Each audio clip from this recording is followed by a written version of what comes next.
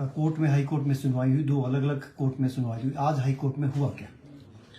देखिए, जो बालूगंज में आशीष शर्मा जी और राकेश शर्मा जी के खिलाफ FIR दर्ज की गई है विधायकों की खरीद फरोख्त कर, अनड्यू एडवांटेज लेकर और क्रिमिनल कॉन्स्पिरेसी रचकर सरकार को गिराने की मंशा से जो अपराध किया गया है, उसमें आज बेल लगी थी।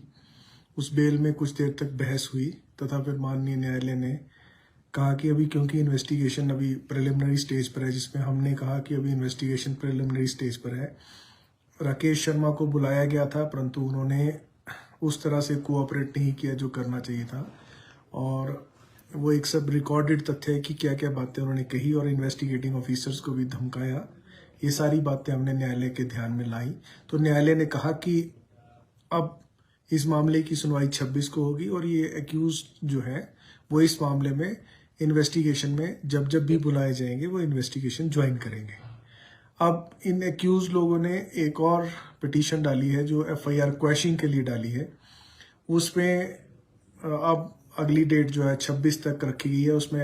उसमें हमें निर्देश दिए गए हैं कि जो इनकी पिटीशन है उसका जवाब देगी सरकार और 26 तारीख तक को उस मामले में अगली सुनवाई होगी।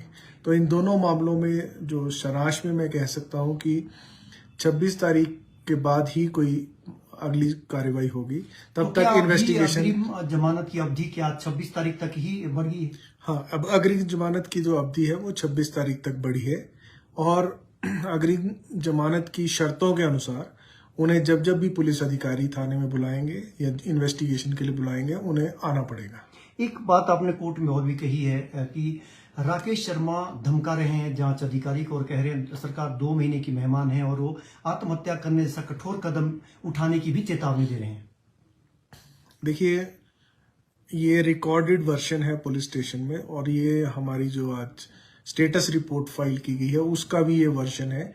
उस सब में ये कहा गया है कि राकेश शर्मा जी को जब बुलाया गया था तो उन्होंने इन्वेस्टिगेशन ज्वाइन करने की बजाय अपने पूर्व पद का रोब दिखाते हुए अधिकारियों को डराने धमकाने की कोशिश की, परंतु हम ने उस सारे तथ्यों को रिकॉर्ड करने के पश्चात कोर्ट के समक्ष रखा और इन्हीं तथ्यों के आधार पर कोर्ट ने आगे निर्णय लिया कि मामले की सुनवाई को आगे स्थगित किया जाता है। पहले ये लोग इन्वेस्टिगेशन ज्वाइन करें और अगर इन्वेस्टिगेशन की स्थिति को देखते हुए ही अग्रिम जमानत पर अंतिम फैसला होगा। Thank you. Okay ji.